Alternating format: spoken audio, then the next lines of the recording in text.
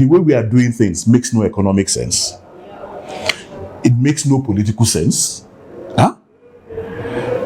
Socio-cultural sense. It makes no sense at all. There is no ramification. There is no way you can look at it where you can rationalize the way we are operating. That we can put that up. I mean, just last year, when again the schedule for Dangote Refinery coming on stream was threatened. COVID-19 happened, shipments were delayed, and some of the loans were due for repayment. NNPC invested $2.7 billion in Dangote stocks. Why would they do that?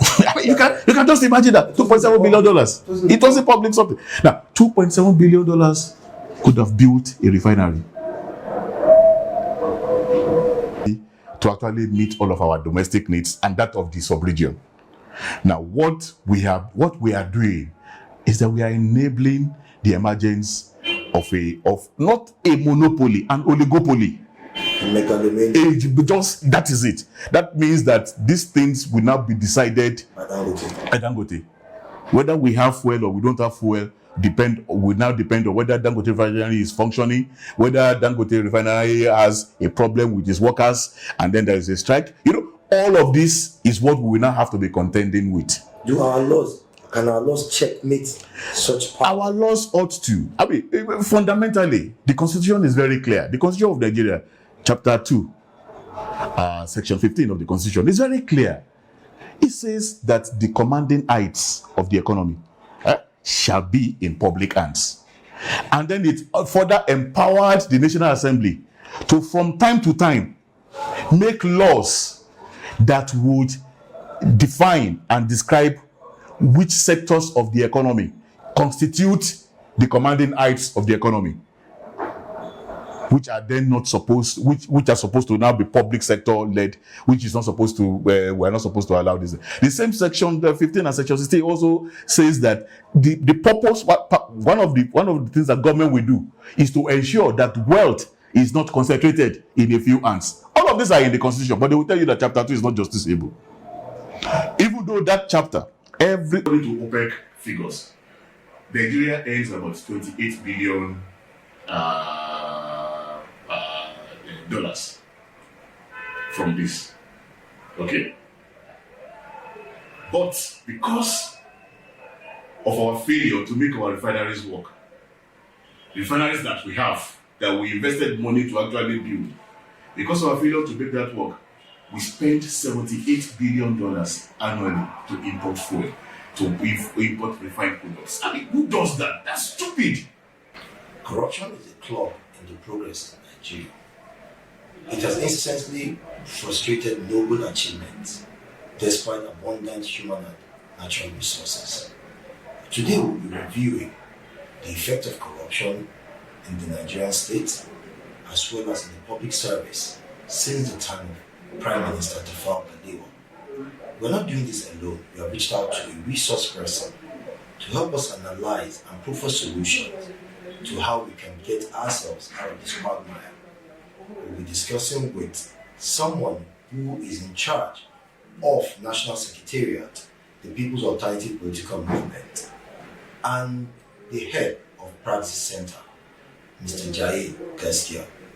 Please join us. As the federal government had given to Dangote, it would probably have amounted over 10 trillion if we were to put figure. Saying 10 years waiver, free zone, and all of that. Why would we not? While our refineries are moribund, why wouldn't we look the other way? And actually allow Dangote, an investor, a businessman, take care of his business and abide by our own law rather than have waiver. Because now he becomes too powerful for a country to control. Absolutely. Now a de facto impositor of whatever happens in our country. Why would we spend that much money for a man rather than get our moribund refineries out of the shackle that it is? And that really is a question that beggars the mind. It's because the way we are doing things makes no economic sense. It makes no political sense. socio-cultural sense, it makes no sense at all. There is no ramification. There is no way you can look at it where you can rationalize the way we are operating. That we can put that up. I mean, just last year, when again the schedule for Dangote Refinery coming on stream was threatened. You know, COVID-19 happened, shipments were delayed, and some of the loans were due for repayment. NNPC invested $2.7 billion in Dangote stocks. Why would they do that? I mean, you can just imagine that $2.7 billion. It wasn't public something. Now, $2.7 billion could have built a refinery.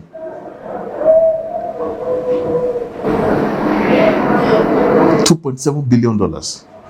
With all of the other wafers that we have given in the past, could have built a refinery. So it's like you said, let's say 10 trillion naira. 10 trillion in any currency. Trillion in any currency is not a small amount of money. Absolutely. And certainly not naira. Because we are not talking about CFA, you're not talking about, we are talking about, so 10 trillion naira is a huge amount of money. As at the time that Dangote Refinery was coming and we were giving all these waivers to, people forget that there is also Bua Refinery coming up in Akwa Ibom.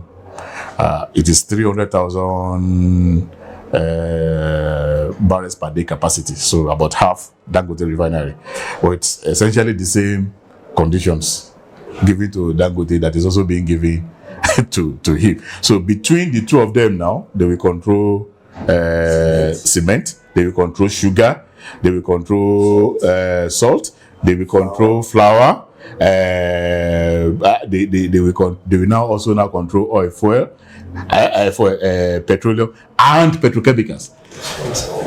So, and that's the other argument that we make about having domestic refineries and having a public sector led.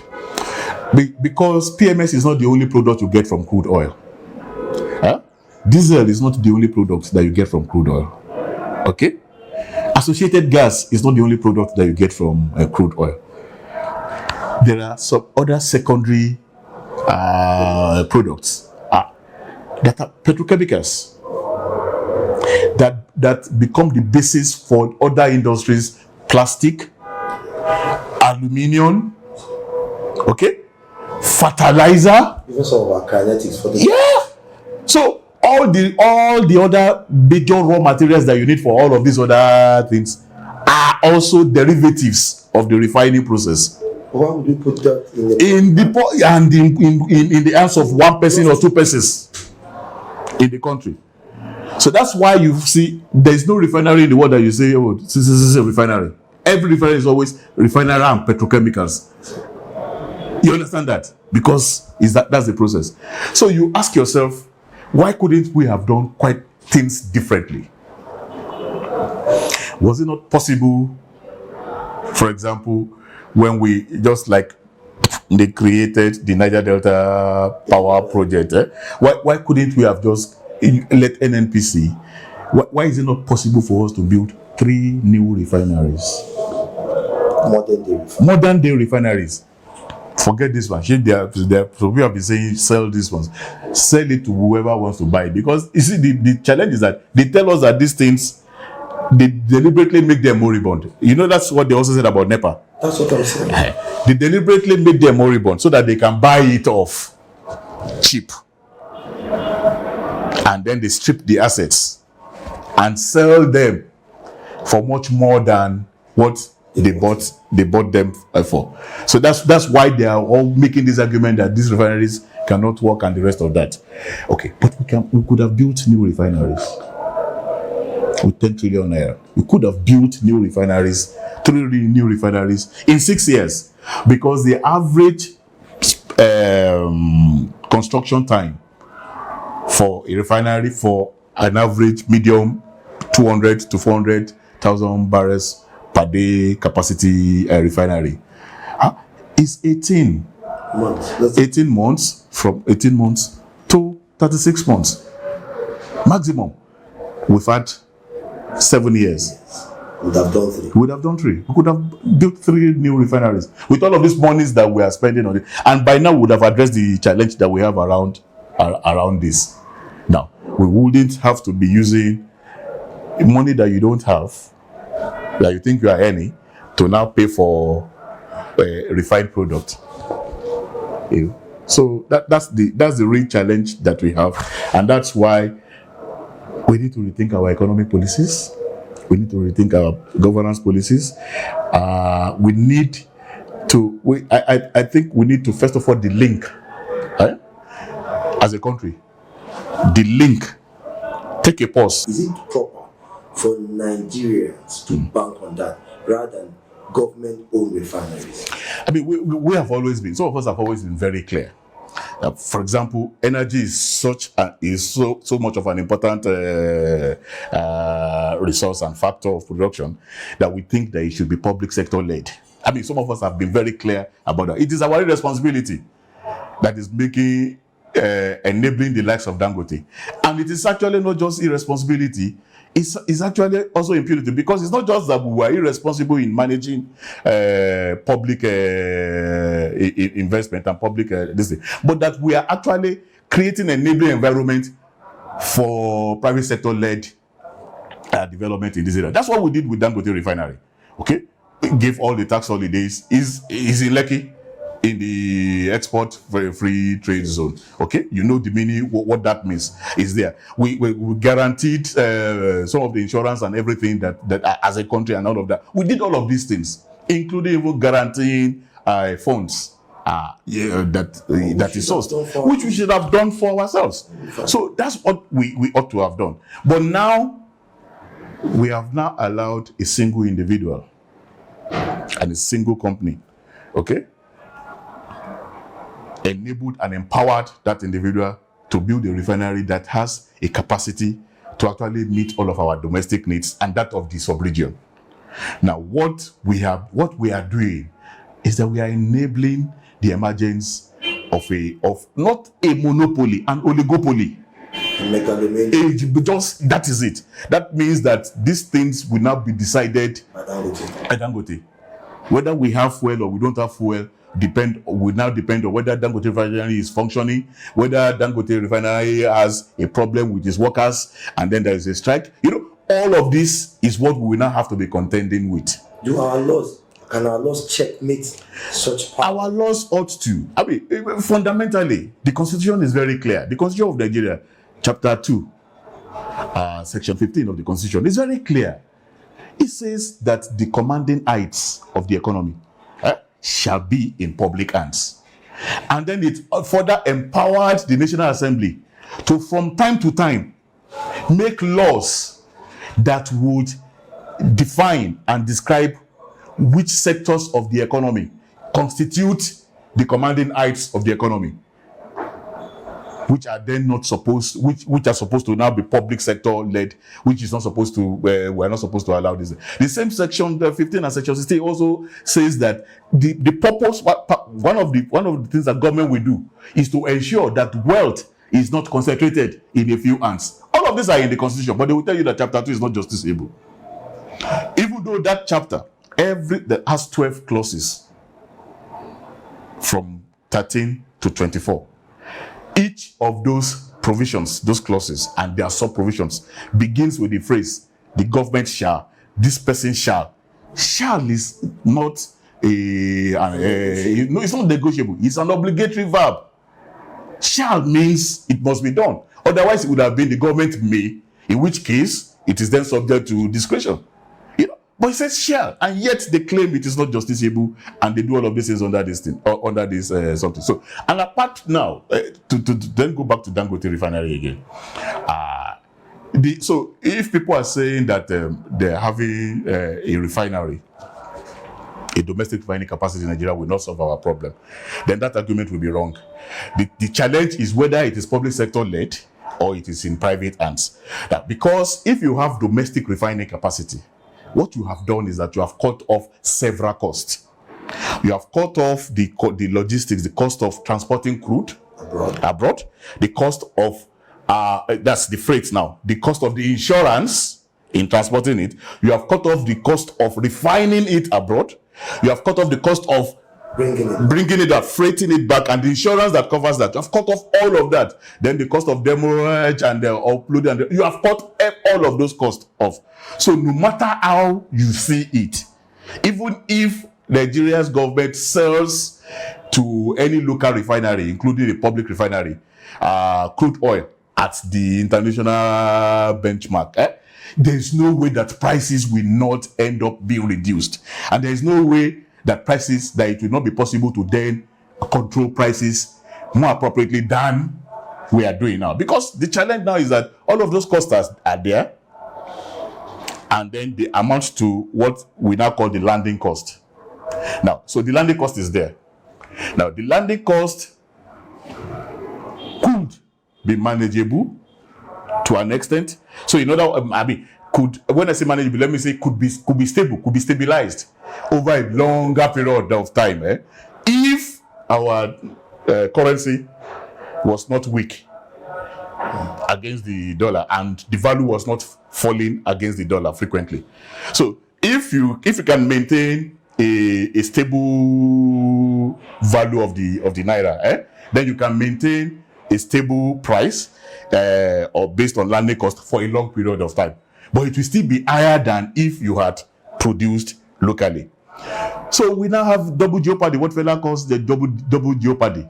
We have the fact that all of these costs that we could have cut off, we are having to pay for it, and then our currency is unstable against the dollar. So even if landing cost remains the same for 8 months, over an 8-month period, but during that 8-month period, the value of the naira is depreciating, then in reality, what government is paying in terms of differential between that landing cost and the pump price will keep rising. It should be the same subsidy will be increased. Yes, it will keep rising. Even if landing cost remains the same, the international prices don't change, and landing cost remains the same. Okay? So let's assume landing cost is 200 naira per liter, and it remains the same for 1 year. Okay? But if the value of the naira to the dollar keeps depreciating, if it begins the year at 400 naira and ends the year at 600 naira, at the end of the year, what you would be paying, what you would call subsidy in December, will be far much higher than what you call subsidy in January. And that's just one factor.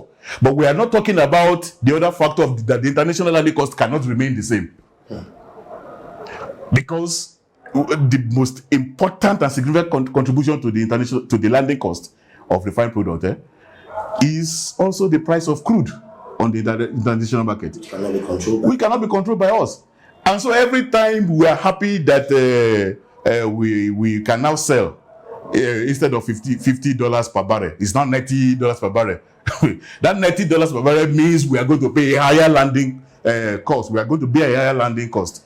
Because those who are refining it abroad, okay, we factor in that increase in cost to all of their this thing. So that's the challenge. And so why we can't simply government economists and political leaders cannot simply just understand this, beggars the mind. And it's simply greed and impunity. If some people are not making money from the present situation and they are not placing their selfish personal interests above the collective interest of the country, we cannot be in this situation. It's not possible for us to be in this situation if this is not happening. If people actually not directly benefiting from this, and that's why we say that there is a huge, corruption in that area. Corruption that benefits people to the highest level, that benefits most parties, ruling parties in Nigeria, depend solely on these largesse from the petroleum sector. Political parties, the major political parties, depend on these largesse and all of that. And so, unless we tackle that as citizens, so to go back to that question now, it's only citizens that can rescue us from this problem. And that means we have to take our destiny into our own hands. Start asking questions. Start holding people accountable. This is an election year, thankfully. Start asking the hard and the difficult questions, and try and pin politicians down and political parties down to give concrete answers, not ambiguous responses. Okay? What are you going to do about refineries? Simple. How long will it take you to have this, to have that? Because it seems like everybody, particularly this APC government, from the moment the government came into office in 2015, if you look back now at the trend and the tendency, it seemed that its petroleum policy has been dependent on one thing and driven by only one thing, Dangote Refinery. They have been hoping, and that's why they have been giving all the support possible to Dangote. They have been hoping that just let this thing just come on stream, and that's what they have been doing. So when they came in, they said 3 years.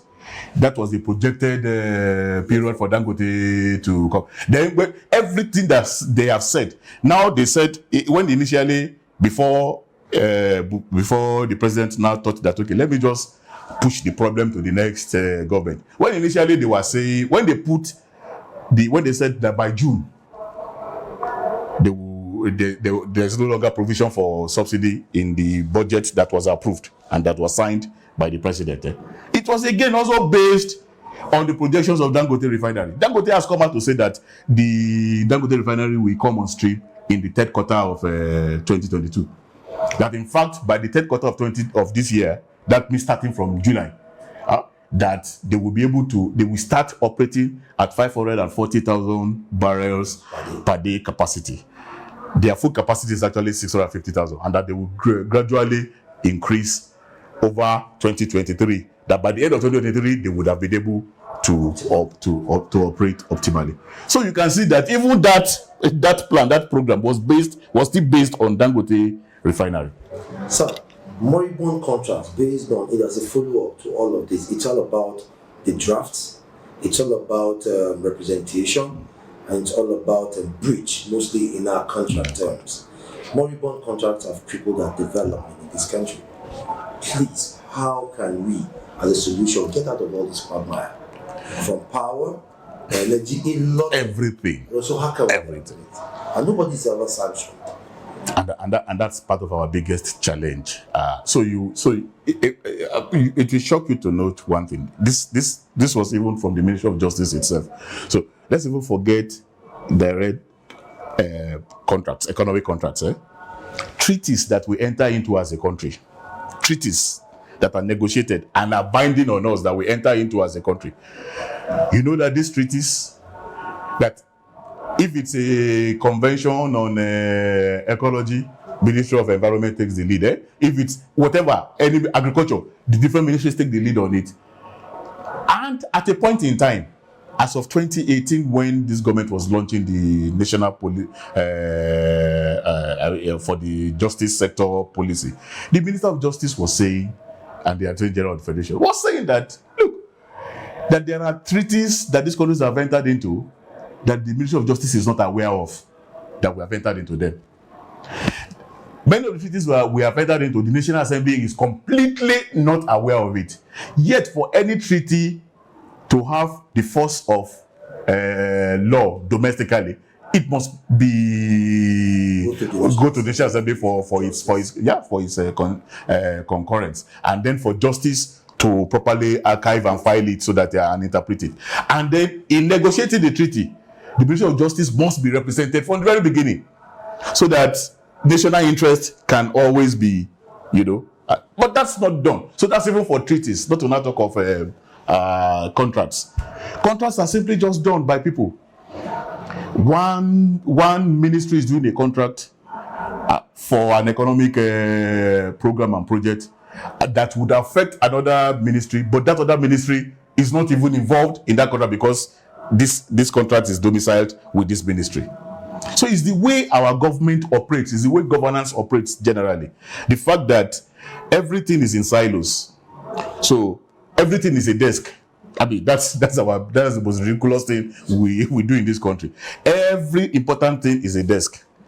And you have a desk officer, a unit desk officer assigned to it. Okay? So now it becomes a problem of that desk and that desk officer, not the ministry, and not the government. So that's a challenge. And so unless we begin to operate government as holistic, as the same, then all of these loopholes and gaps will not be seen. They will be overlooked, and would enter into trouble at the end of the day. Because so some of the judgments, for example, the $62 billion again, if you go back to the oil sector, that where the International Oil Corporation was supposed by a judgment of the court, Supreme Court, was supposed to be owing Nigeria. Okay, now this $62 billion is from what?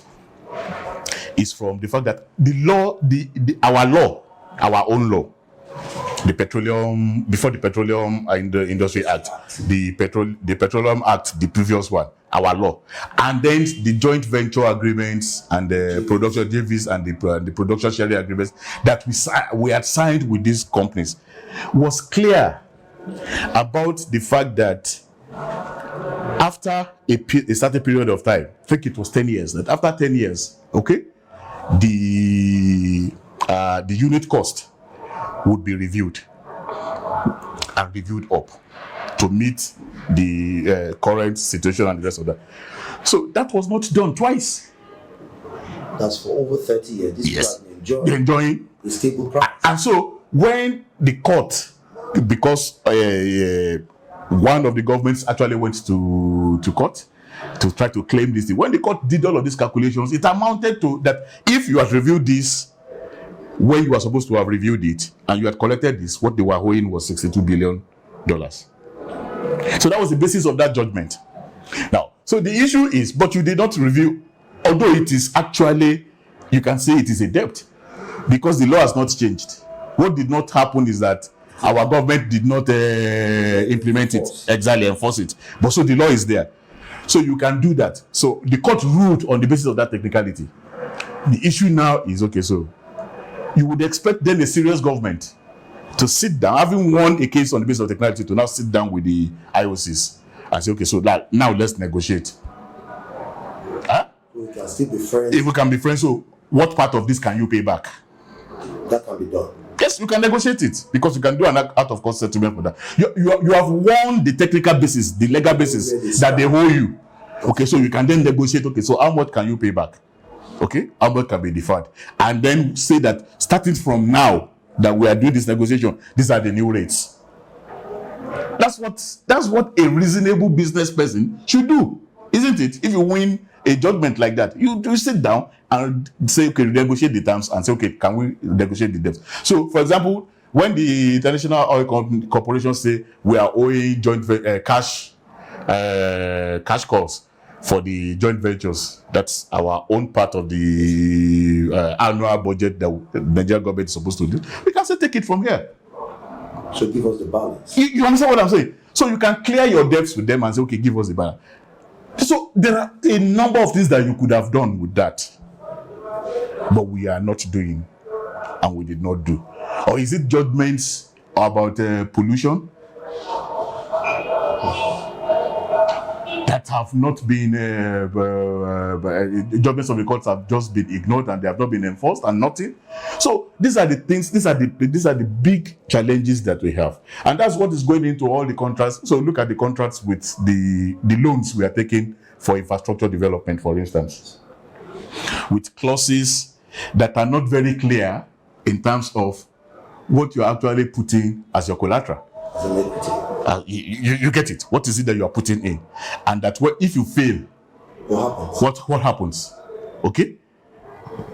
And we all know the reality is that most of those kind of contracts, if you are not vigilant, are always constructed in a manner to favor the person, the expatriate. So if you are not vigilant, then you will not see all of these things. And that's why when the news came out about the Entebbe airport, Uganda's international airport, and some of the challenges with it and the rest of that, okay, look. And then the National Assembly said, okay, they had not even looked at the terms of the loans that they had approved. How do you approve loans without looking at the terms and the conditions for repayment? Because that function. And our law is clear. The Fiscal Responsibility Act is clear.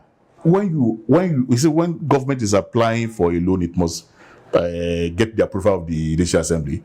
But it says, it's not just that. It says that the government must also attach a repayment plan. if you are going to attach it, it means that you would have attached all the supporting documents. That's what it means. And then the National Assembly will have been able to scrutinize before approving. So it means that all of these things have just been done. They've been approving loans in breach of the law, in breach of the Constitution, and everybody has just been going on. So, case in point, sir, is yeah, I'm looking for a job. I can't get a job, so this is a civil society job is available. You become livelihood. So for those who enter civil society simply because they're looking for a job, it's easier to be compromised. It's easier not to be nonchalant about integrity issues and the rest of that, because look at it. It's not your passion. It's not your conviction. You probably don't even believe in what you are doing.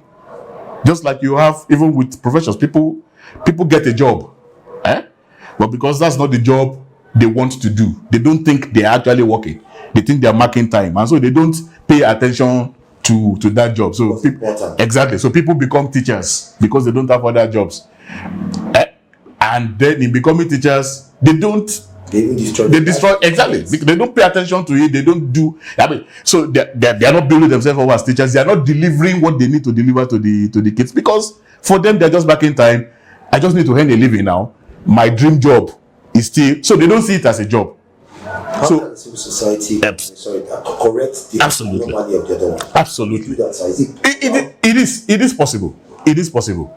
So having laid that foundation for context for how we see all of these things, the other thing you also have to understand is that there is also the other civil society that is deliberately sponsored by people in government and politicians who just sponsor organizations to counter credible organizations.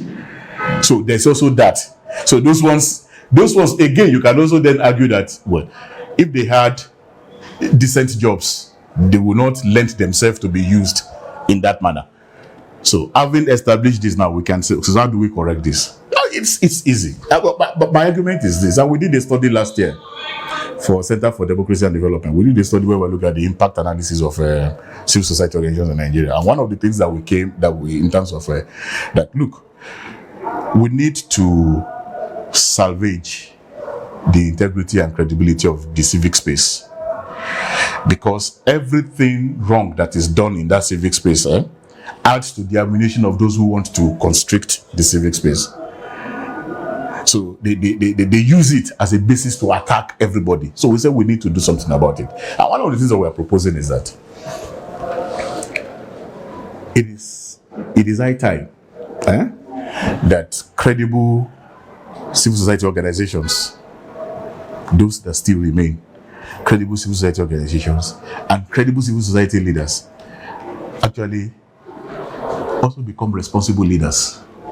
Start coming into political space. No, even before that time, within that civil society space,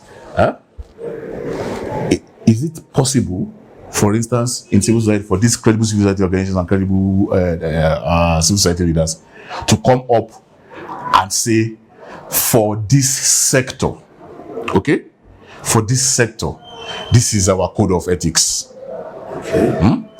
Agree a code of ethics. Throw it open for people to debate. This is the digital age and the rest of that. But agree.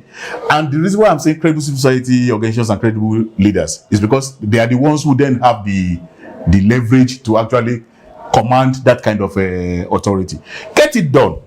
Get a minimum code of ethics done and code of practice. So there is ethics, there is practice. So practice is your operations. Ethics is your attitude in that, what you bring into that operation. Have minimum standards, and then say that voluntary, you sign on to it voluntarily, okay, because you can't force anybody to do that. You sign on to it voluntarily. But then what you must then insist, particularly with the development partners, because government may be a little bit hesitant to do that because government is sponsoring some people, so is to insist that when donors want to give funding, you have to have signed on to the voluntary code. Which So you can be transparent. Exactly. Yeah. So, I mean, and it lays down procedure, what you need to do, and then the procedure for discipline. So that voluntary code will there. So you must have signed on to it before you can get funding for people or the rest of that, or before you can even get a sub grant from somebody that we have provided fund for. So if we do that, if we begin to do that, we'll begin to, at least at the level of professionalizing the sector and having professional ethics, you will be able to have those minimum standards in place. And then it's nation. The biggest priority right now is to clean up our politics and clean up governance. So if we decide to do that, then we can all agree, even if we are not directly contesting, if you are not directly participating, but that you will devote the weight and the leverage of that space to doing that. And it's been done. I mean, it was the stance that civil society took in South Africa between the 80s and the 90s that finally led to the death knell. So it more or less gave legitimacy, broader legitimacy to the struggle of the ANC and the trade unions, when the whole of society in the United Democratic Front said enough is enough. In Kenya, they did the same thing when they were going to get rid of Arap Moi, the one-party rule. Civil society came together and said, look, this is we have reached a point where we must do this. It was their condition for. So some of them went into politics, but they were held to the same standards that they have set, that we are going to judge and they deal with politicians. So they did that, and they forced political parties to start bending and start correcting some of those things, and it led to an opening. Now they have a multi-party, democracy. So I think it can also be done. That's the other level that we need to get to with respect to Nigeria. So